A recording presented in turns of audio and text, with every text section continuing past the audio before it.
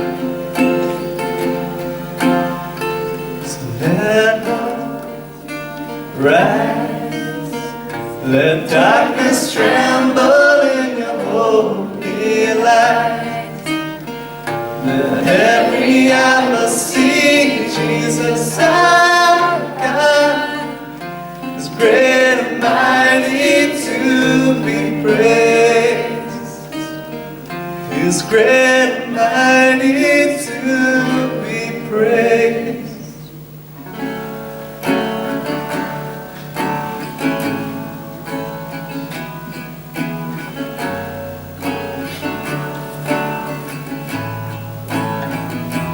There is power in the name of Jesus. There is power in the name of Jesus. There is power in the name of Jesus.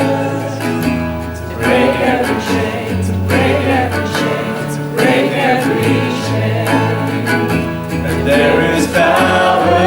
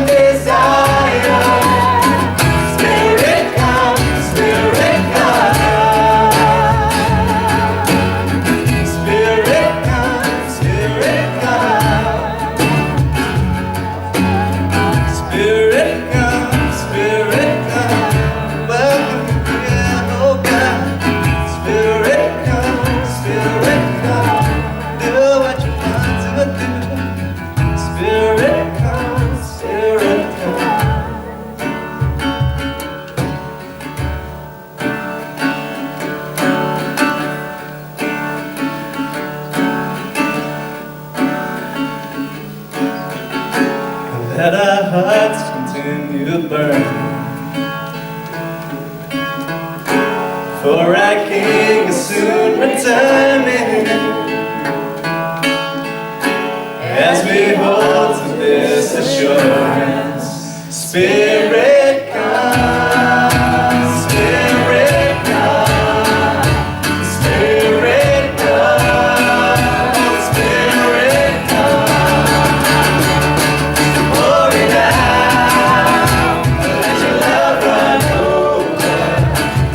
Here and now, let your glory fill this house. Pour it out, let your love run over.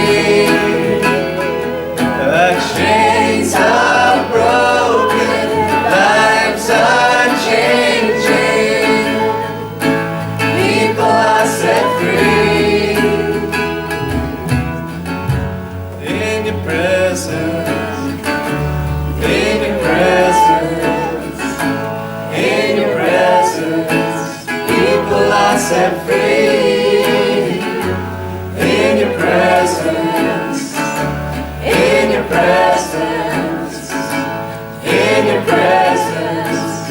People are set free in your presence, in your presence, in your presence.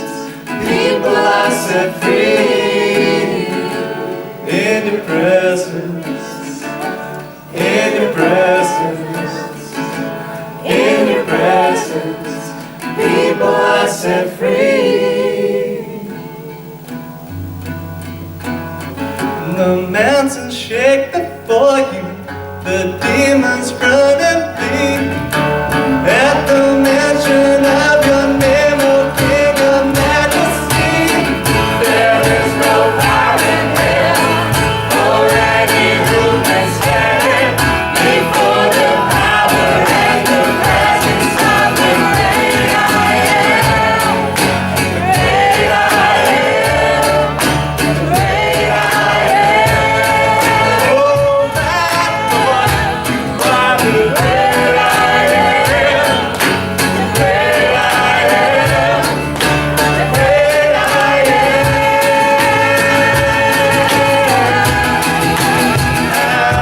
Hallelujah, holy, holy, God Almighty, great I am. Who is worthy? None besides thee, God Almighty, great I am. Hallelujah, hallelujah, holy, holy, God Almighty, great I am. Who is worthy? None besides thee, God Almighty, great I am. Great I am.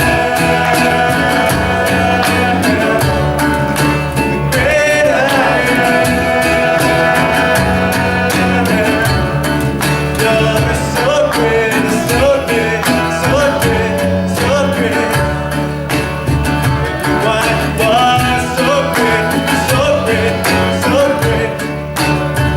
You are so great, so great, so great. You are so great, so great, so great. You are so great, so great, so great. There is power in the name of Jesus.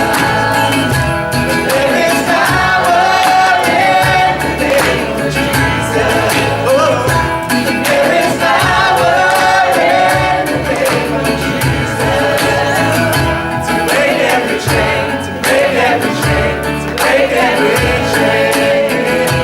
There is power in the name of Jesus. There is power in the name of Jesus. There is power in the name of Jesus. To break every chain, to break every chain, to break every chain. To break every chain, to break every chain, to break every chain. To break every chain, to break every chain, to break every chain. So come break every chain, come break every chain, come break every chain. I hear my chains falling. I hear my chains falling. I hear my chains falling. I hear my chains falling. Power of your name. I hear my chains falling. Your authority, Lord Jesus. I hear my chains falling. No longer slave to sin. I hear my chains falling. I hear my chains falling.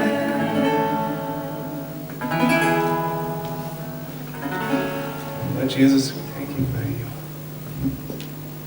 God, we give you all the glory and the worship and the praise that you are due. And our words cannot describe enough. Our words are not good enough to give you the glory you deserve. And yet we'll give you our best. That's all we can do. God, we can't even fathom the things you've done for us. But we thank you so much that you did that. And that you continue to do that. God, thank you that you have liberated us, that you have set us free, that you broke our chains. Thank you for who you are, God. So we don't take time often enough to just thank you for who you are. So thank you, God, for your mercy and your compassion, your grace, your providence, your goodness, your faithfulness. God, our rock, God, our refuge, what can we say? Thank you, God. In your holy name we pray. Taking one of the stones of the place, he put it under his head and lay down in that place. And he dreamed that there was a ladder set up on the earth, the top of it reaching to heaven, and the angels of God were ascending and descending on it. And the Lord stood beside him and said, I am the Lord, the God of Abraham your father, and the God of Isaac. The land on which you lie I will give to you and to your offspring. And your offspring shall be like the dust of the earth. And you shall spread abroad to the west, and to the east, and to the north, and to the south. And all the families of the earth shall be blessed in you and in your offspring. Know that I am with you and will keep you wherever you go, and will bring you back to this land, for I will not leave you until I have done what I've promised you.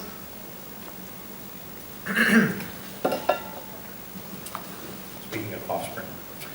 Then Jacob woke from his sleep and said, Surely the Lord is in this place, and I did not know it. And he was afraid and said, How awesome is this place! This is none other than the house of God, and this is the gate of heaven. So Jacob rose early in the morning, and he took the stone that he had put under his head, and set it up for a pillar, and poured oil on the top of it. He called that place Bethel, but the name of the city was Luz at the first. Then Jacob made a vow, saying, If God will be with me, and will keep me in this way that I go, and will give me bread to eat and clothing to wear, so that I come again to my father's house in peace, then the Lord shall be my God, and this stone, which I have set up for a pillar, shall be God's house. And of all that you give me, I will surely give 1/10 to you. We've been looking at just how changed lives can work to change lives.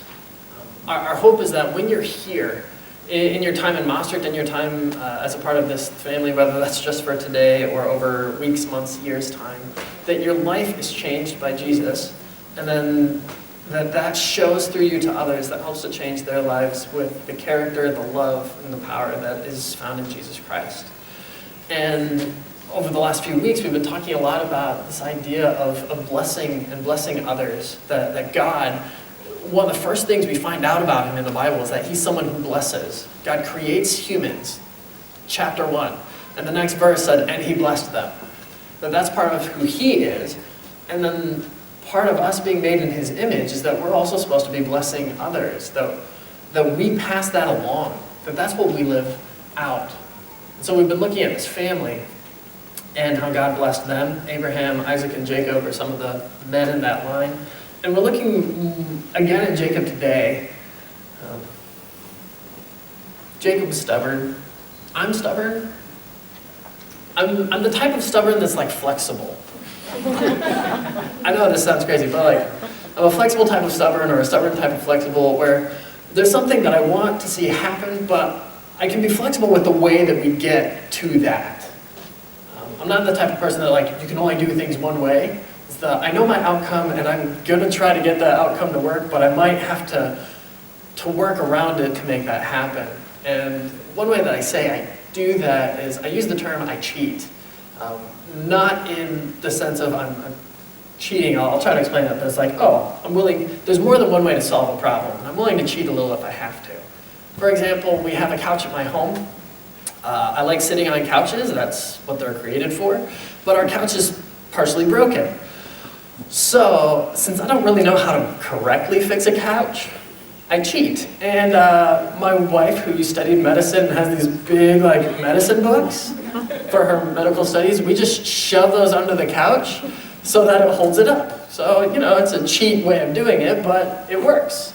I'm stubborn. Instead of just throwing out the couch and getting a new couch, why would I do that? It's a perfectly comfortable couch. I just find a way. So that's what I mean by I'm kind of stubborn and I'm willing to cheat. And when we look at Jacob, he's stubborn and he's willing to cheat as well.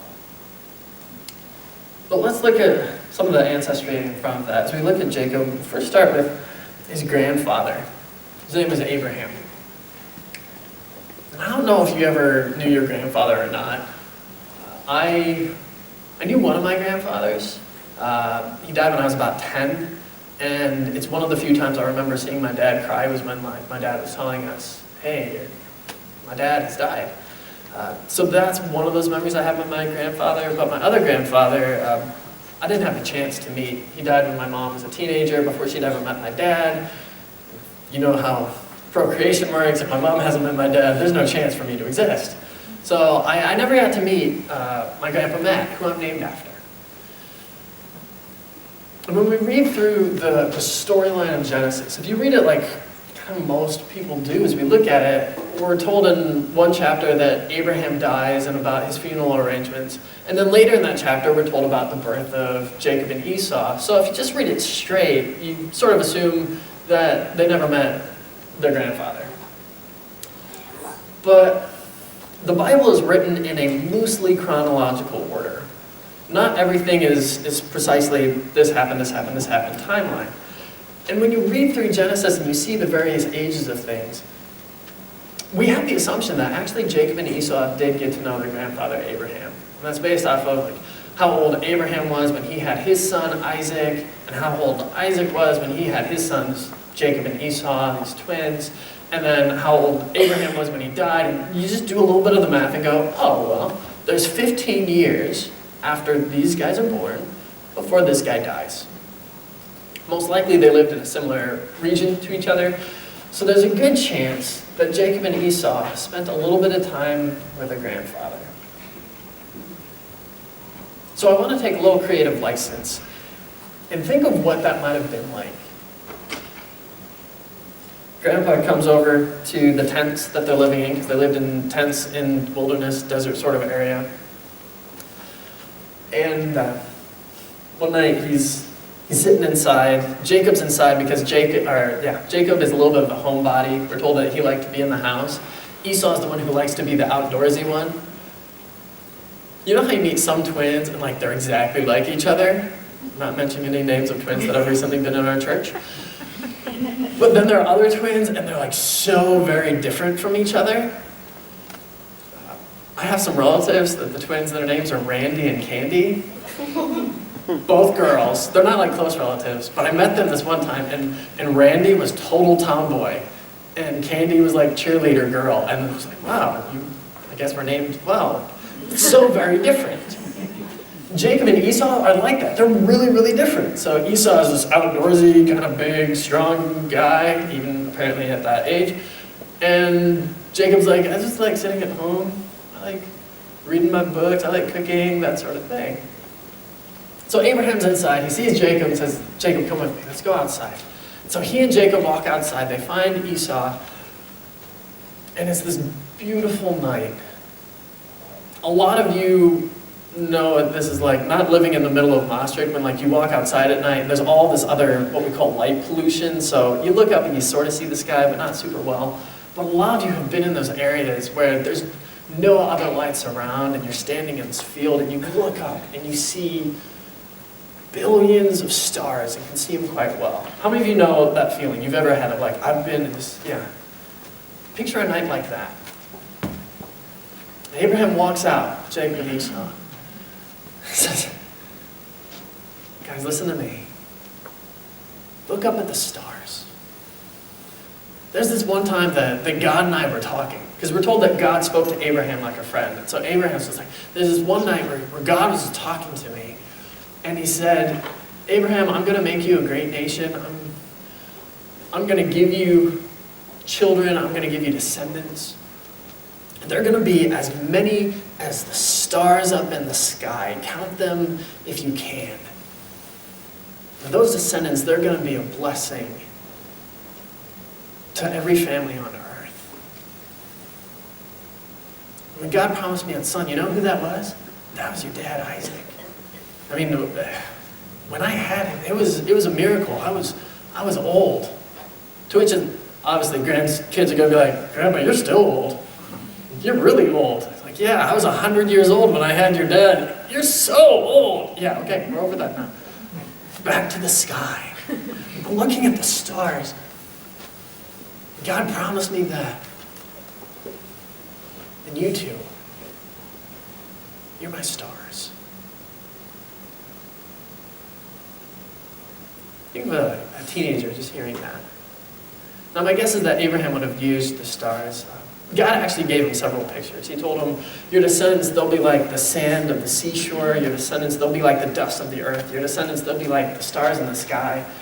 And if Abraham was a good storyteller, like I hope he was, you're not going to tell people like, you're like my dust, or you're my sand, like you're my stars sounds a lot better. That's putting some creativity to it. Maybe it didn't happen. And maybe it didn't happen with Grandpa. Maybe it just happened with their dad. Maybe it happened with both of them, right? So Isaac, one time he takes his sons out. Beautiful night. Look up at the stars. My boys, there was this night where God spoke to me. And he said, I am going to make your descendants as many as the stars in the sky. I will bless you. And you and your descendants will be a blessing to the whole earth. To which is good, kids. They'll be like, Grandpa already told us that story. We've heard this before. You can't steal his story. Isaac said, no, I'm not. You see, God did say that to Abraham, but God also said that to me. And maybe one day, God will say that to you too as well. So look up at the sky, my sons, my stars. And maybe as young kids, they had the wonder and awe of those moments. But inevitably, the realization that your family's not perfect starts to hit you, often around those teenage years, right? And so at some point, instead of just Jacob and Esau hearing these stories, wow, God's done miracles in our family, wow, these great things he's promised to Abraham and Isaac, they start hearing some of these stories I've talked about the last few weeks. Like, yeah, you know your grandpa Abraham? He's like, oh, I had this one son. Yeah, you know he had more than one son, right? Because God promised him he's going to have a child, but then it was taking a while, so then it's actually your grandma's idea that she said, well, why don't you sleep with my slave? And so he did that, but then like that one eventually got kicked out. It's kind of this bad story. And you know, it's not even just those two. Yeah, there was Ishmael, there's your dad Isaac, but then after your grandma died, like, when your grandpa was like, I don't know, 140, he also took a few concubines or wives or both. He had even more kids, but then he sent those away as well. Like, oh, well that colors the way I view that story as a child, right? And your grandpa, I mean, he's known as this man of faith, but did you know that when he went to Egypt and he saw the Pharaoh, he was afraid because your grandma, I mean, she was a good-looking woman. He was afraid that they were going to kill him to take her, so he lied about being married to her and said, no, it's just my sister. And then instead of that blessing Egypt, we're told that during that time of Abraham lying, it actually was a curse, was a hindrance on Pharaoh and his family. So much for we're going to be a blessing to the nations, family. And then he did it again, years later, with a different guy, a different king, and he did the same thing of like, no, she's not my wife, she's my sister. And it wasn't just your grandpa. Did your dad tell you he did the exact same thing to the exact same man? It was like, not my wife, it's my sister. Yeah, great family. I don't know if you've been a kid that's looked at your family and thought, you know, they try to make everything look as good and great, but it's not as good as it looks. You see, Jacob and Esau, they played into this sort of thing themselves. We're told that even before their birth, that while they're inside of their mother's womb, her name is Rebecca. Rebecca's like, what's going on inside of me? And prays to God and says, hey, I've never had a baby before, but this feels different than I expected. And she's told, well, you've got twins. Oh, well, that's special. And the twins are already fighting. They're going to become two great nations that will continue to be struggling with one another. And when they're born, Esau comes out first. Jacob is holding on to his heel, like they're still in the middle of this fight. Like, I don't know if you've ever had that, like the lights are off and you're in a fight and then the lights come on, you're like, nothing's happening. Except, since Jacob's coming out second, he doesn't realize that the lights have turned on outside the birth canal. So they start there. You flash forward possibly 15 years. Esau has been out hunting. He's had a tough day. He's really tired. He's really hungry. And then he comes and finds that his brother has been making this lentil soup. Like, Jacob, give me some of your food. No, get your own. No, I'm not starving. I'm going to die. Give me some of your food. Give me some soup. Because that's how brothers talk to each other. And Jacob says, fine, do you want some soup? Give me your birthright, and I'll give you some of this soup. What good is a birthright if I'm going to be dead because I haven't eaten enough? Fine, have the birthright. I don't care. Now give me some soup. Jacob's already scheming of how he can say mean things to his brother, how he can steal stuff, how he can get the good stuff in life. Some people in the Hebrew tradition, some old rabbis, assume or think that it was around this time that Abraham died, like maybe just before that, because Jacob was making a lentil soup, and lentil soup was sometimes used during like the mourning process. So whether that's true or not, that's why we might date them to be about 15 years old when that happens, because then if Abraham has died, he's a teenager, so he's really hungry.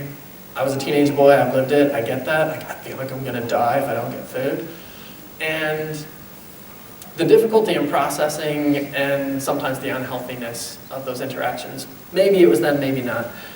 But we do know that this happened. These two brothers had this interaction, and Jacob is like, fine, I'll give you soup if you give me your birthright. But Jacob's not done yet, so maybe add another 25 years onto their life or so. They're in their 40s. And their dad, Isaac's like, I feel like I'm gonna die. So, Esau, go out, make me some of that food that I really like, come back and I will bless you. Because apparently a way to a man's blessing is through his stomach. So he says, go make me some of that good food. So Esau goes out, but the mom Rebecca hears about it and tells Jacob, because she likes Jacob, and says, hey Jacob, here's what you should do. We're going to make you smell like your brother, we're going to make you feel like your brother, and we're going to make some food that tastes like your brother so that you can get the blessing instead of your brother. So Jacob does this, totally lies to his dad's face, like, yeah, I'm Esau. I'm Esau, I'm my big brother. So that he gets the blessing. Fighting for the blessing all the time. Esau finally comes back, finds out what's happened, that Jacob tricked their blind dad by lying to him and trying to smell like him. Which, I wonder if Esau was offended by that part. They're like, are you saying that I stink? This whole situation stinks and it's your fault. So Esau says, you stole my blessing, you stole my birthright. Dad seems like he's about to die. Once Dad's dead, then I'm going to kill Jacob. Because if I killed him now, I might give Dad a heart attack and then he'd die. And I don't want to kill Dad, I just want Dad to be dead so I can kill my brother. For what it's worth, it ends up taking more than 20 years, maybe more than 40 years, before Isaac actually does die. It's just a note for you. If you are harboring bitterness, waiting for the rest of your life to happen, you might be waiting for decades and wasting your time. I'm not saying go off and kill your brother right now. What I'm saying is learn to forgive. Learn to let that stuff go much sooner. He says, I'm going to kill my brother. Again, mom hears and tells Jacob, yeah, your brother wants to kill you. You should leave. And so she says, go visit your uncle. Go visit my brother and marry some girls from there because I don't want you to marry any of these women that are from this area. So Jacob leaves. And when he does that, Esau finds out, oh, Jacob's going there so he can marry a woman from our family, not from these other people, which Esau had already done. And he thinks, Dad must be mad at me because of the women that I did marry, so now I'm going to go out and marry more women to see if I can get Dad to be happy with me. It sounds crazy, right? Even though Jacob isn't there, he's not even in the same city, the same region, he's not around, Jacob doesn't even know about this, and Esau is still trying to compete with his brother by finding someone new to marry. Don't do that. Just as a recommendation, don't compete with your siblings through just marrying people to be like, oh, let's see if this wins my parents' attention. That's not the way to do it.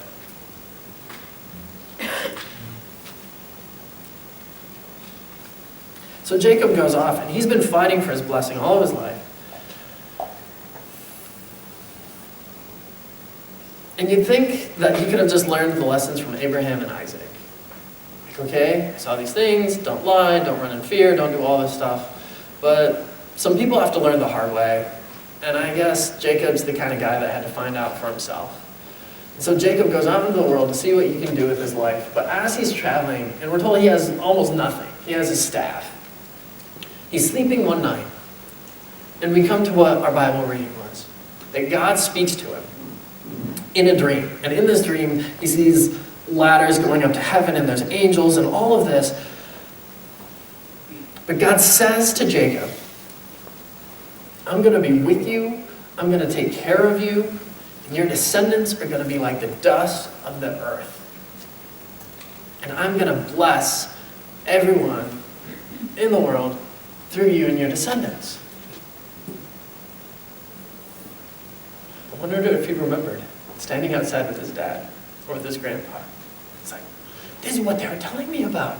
I'm having one of those moments. This is the moment. God's speaking to me and saying that whole, like, the blessing thing over about what's going to happen. What do I do? So we're told Jacob wakes up and he's like, well, I'm supposed to do something because I'm having a moment. They all built altars. I don't really have much. I got this rock that I was sleeping on. So I'll use this rock and I'll pour some oil on it. There's my altar. But then his response to God strikes me as interesting. Because he says, okay, God, you made all these great promises. If you will keep them, if all this is going to happen, then you'll be my God. See, he's not completely sold on this yet. He has not made this his own. The God of Abraham and the God of Isaac. He's like, we're going to have sort of like an open relationship, you and me, God. We're not going to make a commitment yet. You're in the running, and if I get all the stuff that I want out of this, that you said you'll do, then we can commit.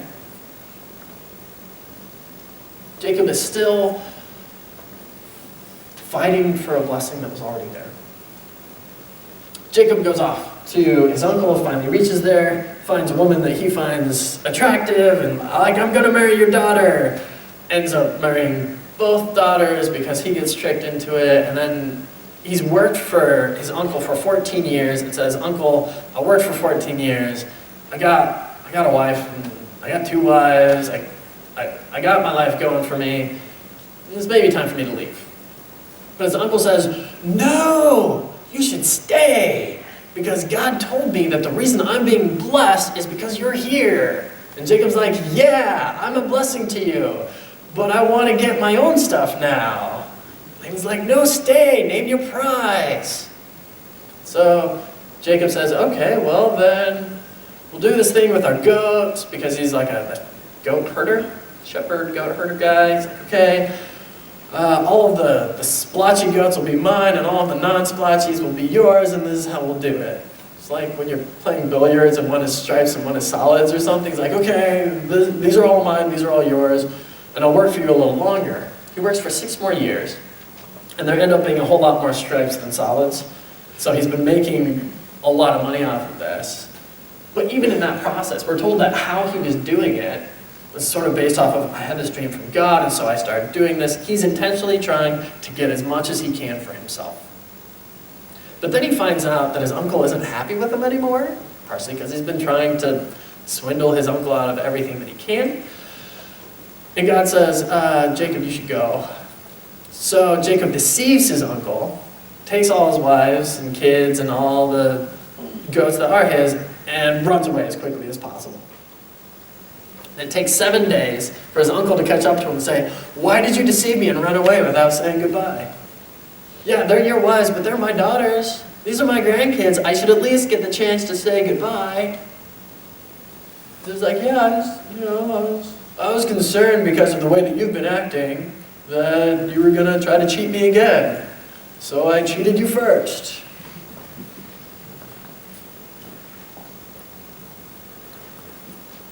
They talk. Everything seems to work along its way.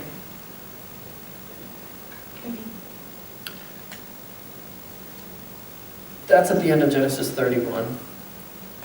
Begin in Genesis 32. Now Jacob's like, okay, Laban's behind me. That's done. My uncle is kind of sorted. He's not going to get into a fight with me. Now what's ahead of me is I'm going back to where my brother, who last time I heard wanted to kill me, is. And so Jacob sees angels. We're told he gets to this place, as one does. You just see angels. It's like, wow. It's like a camp of angels. He calls it Mahanaim after these 2 camps.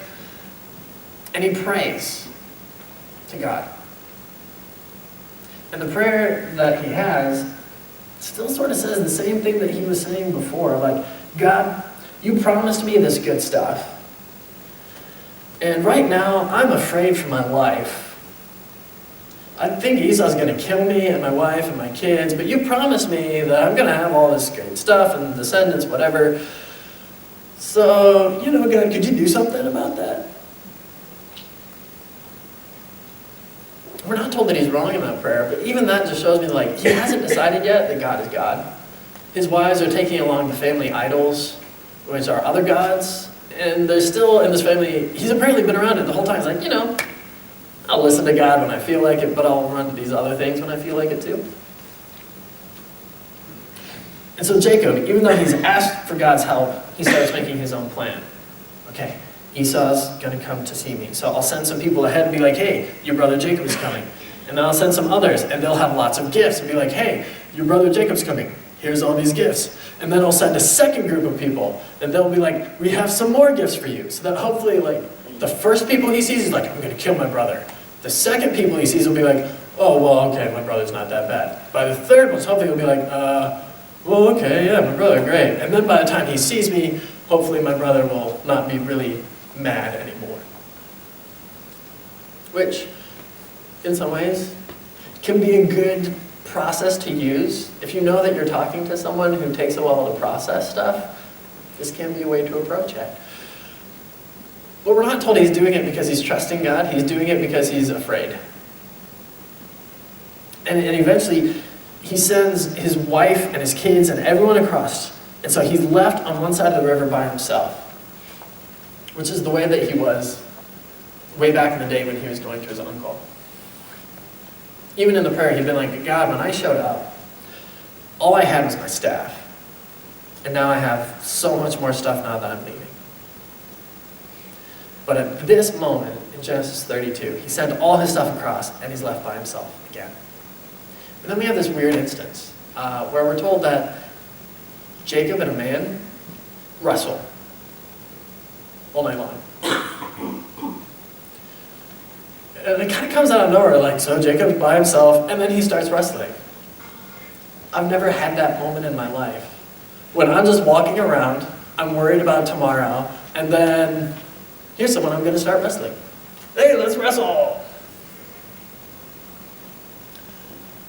We're told later that this is an angel or that this is God, and he's wrestling.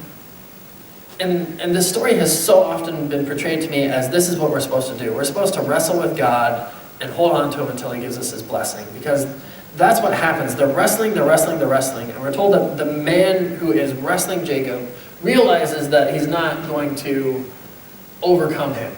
He's not going to prevail against him. I guess through normal means. So we're told that then he just touches his side, touches Jacob's side, and just throws his hip out of socket. Like he dislocates Jacob's hip. I don't know if you've ever been a wrestler. Your hips are pretty important when you're wrestling. Having like your center of gravity. I haven't done wrestling. I have done American football though. Like, to be able to stand and hold this center is really important. When you lose that, you've kind of lost. And I get the feeling like this wrestling that's going on, it's not saying like God was too weak, or that this angel was too weak in the wrestling, but it seemed like he was holding back. Like, okay, let's try this your physical way. They're like, okay, well, that's not going anywhere, so I'll show you what else I can do. Hip dislocated now. But we're told Jacob still doesn't give up.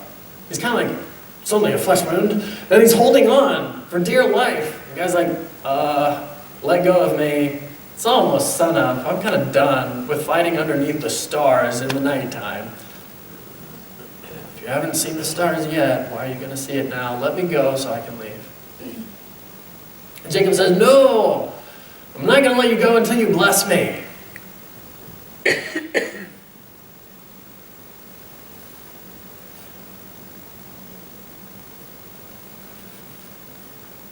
And that's what this has been about the whole time.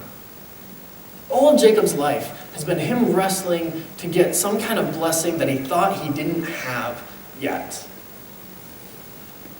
When his grandfather told him, God said, I'm going to bless you and your family, and you're going to be a blessing to others, he apparently didn't catch the fact that he's part of that. When his dad said, I'm going to bless you and your family, he apparently didn't catch that part of it. When God showed up to him in a dream and says, I'm going to make you a blessing to other people, he didn't catch that part of it. When his dad speaks a blessing over him, and not only this like birth blessing, but as he's sending Jacob away, told him, may God give you the blessing of your grandfather Abraham. Which we see God is doing. He said all this, and now Jacob is still not sure he's blessed enough, so he's still fighting for it.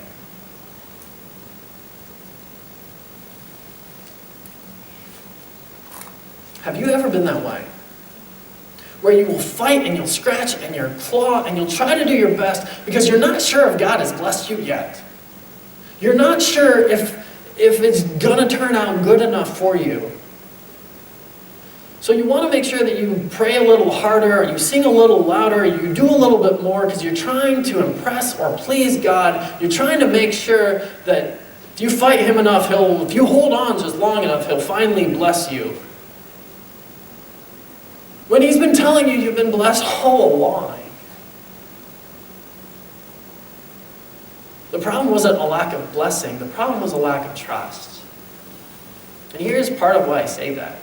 Because the one other time in the Bible where this situation is brought up is centuries later under a prophet named Hosea. And Hosea he's using this picture of that wrestling match to talk about more, about the whole people group. It's not just about Jacob, but when he says Jacob or Israel, he's talking about the people group Jacob and Israel, but definitely in this story. And he says to him, that the Lord is about to punish Jacob for all his deceitful ways, pay him back for all he's done. Because even in the womb, Jacob struggled with his brother. When he became a man, he even fought with God. He wrestled with the angel. He wept and he pleaded for blessing. And he says, so now come back to your God. Act with love and justice and always depend on him. See, in Hosea, Jacob isn't made out to be the hero. Oh, he wrestled, good for him. Jacob is made out to be this picture of someone who keeps wrestling instead of just, come back, depend on your God, who by now should be your God. You should see that.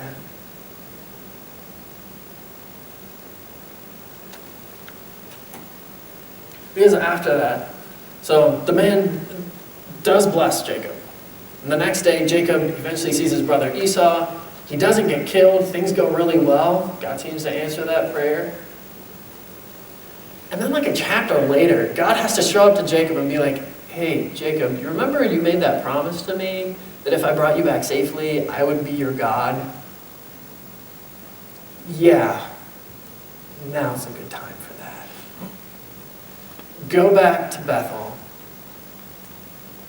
and let's seal that deal. And we're told that that moment is when he finally tells the rest of his family, oh guys, we need to get rid of these idols. All this baggage that we've been carrying along, these other things that aren't really gods, that are really heavy, that our donkeys probably don't like carrying. Yeah, we need to get rid of those. It's taken him that long. And if you look at the New Testament and what he's eventually remembered for, we're not told that Jacob, by faith, got into a wrestling match, which was the same thing he was doing his whole life. The end of Jacob's story that we're given, at least in the New Testament, and we're also told at the end of Genesis, is Jacob finally, as an old man who's weaker, by faith, blesses others. He blesses the two sons of one of his own sons, Joseph. So his two grandkids. Maybe similar to how Abraham got to speak to his grandkid, Jacob. Now Jacob is getting to speak to his grandchildren. And he blesses them. And he worships God while leaning on his staff.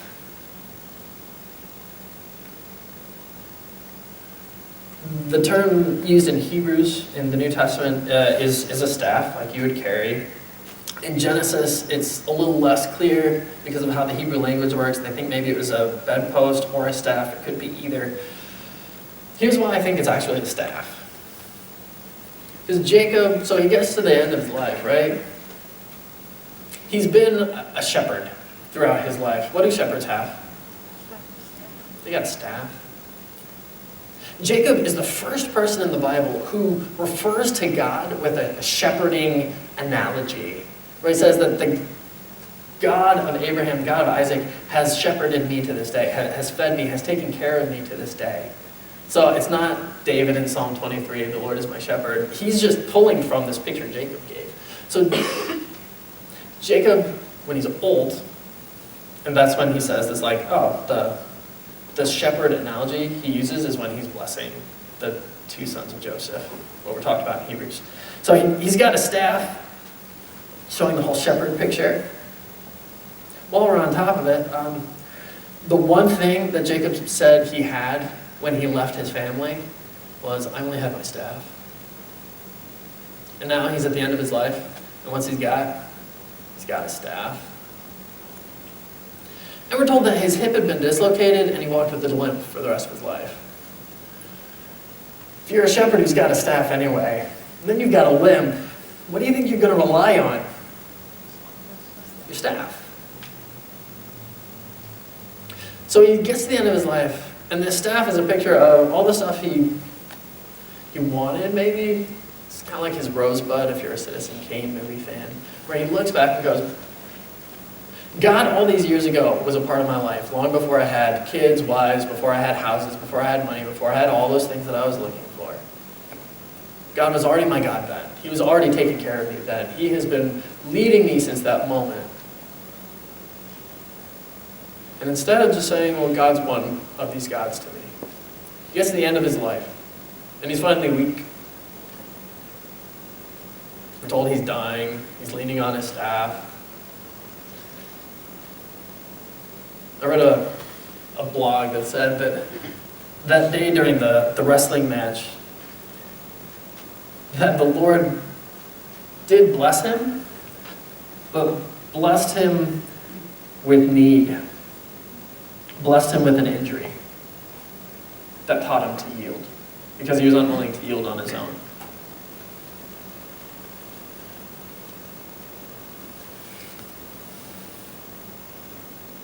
So with all that whole story, this is what I've been looking forward to talking about it, because it's so easy to spend our lives fighting for God's blessing. Or just fighting for anything, feeling like we don't have enough.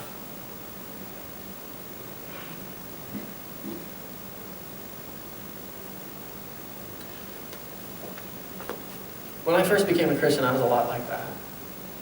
Where I was like, great, I'm salvation, God's been good to me. Now I have to, if I just, hard enough, if I just struggle enough, if I just feel bad enough about myself, if I just do something enough, if I can prove to God that I would never let go of him, if I'm going to do better than Rose in the movie Titanic and actually never let go, then God will bless me.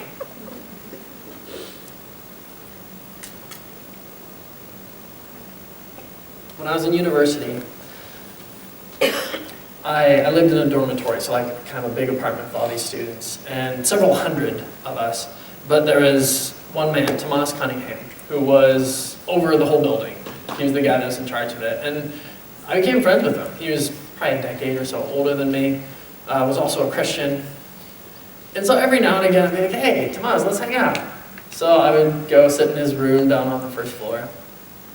And there's not a lot I remember from our conversations. I remember something he said about worship music. I remember something he said about the movie The Wiz. But the thing that's probably the most spiritual one that I remember is one time he just looked at me. And he said in kind of his slow, half sleepy thing, because like he would lay on the couch with his eyes closed and just have conversations like this. And I think this is just a really interesting topic. Yeah, with music, this is how my style of music with jazz, and he just had that kind of feel. And so with his eyes half closed, he's just like, Matthew, you're blessed. And I was like, okay, great. Can you give me more? Can you say something more on that? What kind of blessing is this? If, God is speaking through you right now, what does that mean? And I'm like, yeah, just, you're blessed. You're blessed.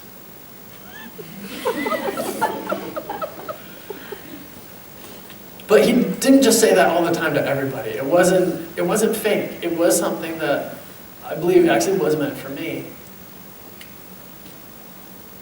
And part of that, I think, was just God doing one of those reminders along the way, just like he had so many for Jacob, to say, look, I'm blessed you.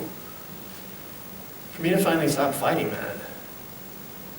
Like, well, I've been blessed, but has it been a big enough blessing? Is it a good enough blessing? God gives a good gift.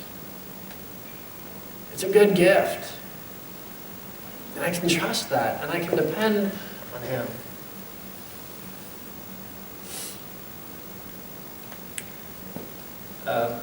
We had the all-night church prayer meeting just this last Friday night to Saturday morning. And while we were there and as we were praying, one of the verses that came to my mind as I was praying for someone else was taken from a couple generations after Jacob. When the people of Israel that had been in captivity in Egypt, they were slaves. God is setting them free. But as they're going, they see this army that's coming after them and they're afraid. And in Exodus 14:14, God says to the people, he says to Moses specifically, the Lord will fight for you. You need only to be still. I was like, oh, okay, that's cool. And so I eventually shared that with the person that I felt that was for. But that was the next day. I emailed oh, hey, by the way, while I was praying, this was the thing that came to my mind. And then I saw on my Facebook that someone had liked a different post I put up. It's I don't recognize that name. So I clicked on their name to see more about this person. And in their little profile window was a Bible verse. Bet you can see where this story is going. Exodus 14:14. The Lord will fight for you. You need only to be still. Like, okay, well, repetition, no, pay attention. So maybe that's for more than just that one person. Maybe that is for us. And that resounded with me in this. So often, we think we're the ones who need to do the fighting. But in Jesus Christ, we have been given every spiritual blessing. That's what we're told. We're told that He's given us His Holy Spirit so that we might know all of the good gifts that He has given to us. Not that He's thinking about eventually giving to us, not that He's put this if-then clause on of, I'm waiting until I'm going to finally be good to you someday. We've already been given blessings in Jesus Christ and a Holy Spirit that helps us to find out what that is. And so today, I don't know what that looks for you exactly. I don't know where this is sort of landing with you. Maybe you feel like, I never fight. That's not an issue for me. Great. Here's what I want to tell you. There's probably half the Christians in the world that are not like that. Because I've met so many people, myself being one of them, who have spent so much time feeling like we have to fight with God or wrestle with God, instead of learning to just trust and not try to do things our own way. And we have these examples in the Bible of Abraham and Isaac and Jacob, not just of the times where they had faith, but of the times where they tried to solve it themselves. God said, you just need to be still right now.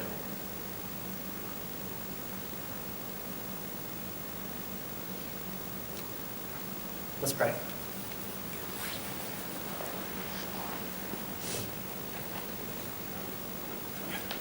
Heavenly Father, I pray that you would move people in this room right now, the ones who have felt like their lives have been a struggle, or maybe just this week has been a struggle, but they will move from like fighting for blessing to instead eventually be like Jacob was, where he's giving out blessing and worshiping, remembering the promises that you've given, accepting the promises you've given. So open our eyes, or our ears, or our hearts today to you with all of that we would see the many good gifts you've given, that we would just accept it for what it is, that we would accept you for who you are, which is good, and your gifts for what they are, which are good.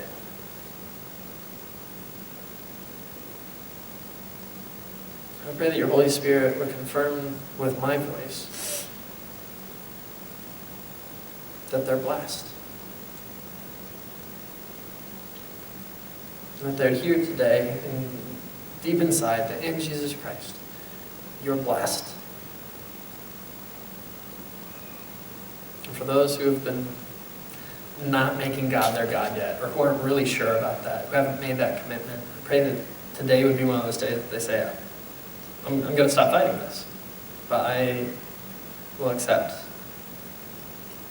that the God of Abraham and Isaac and Jacob, the God of our Lord Jesus Christ, is my God.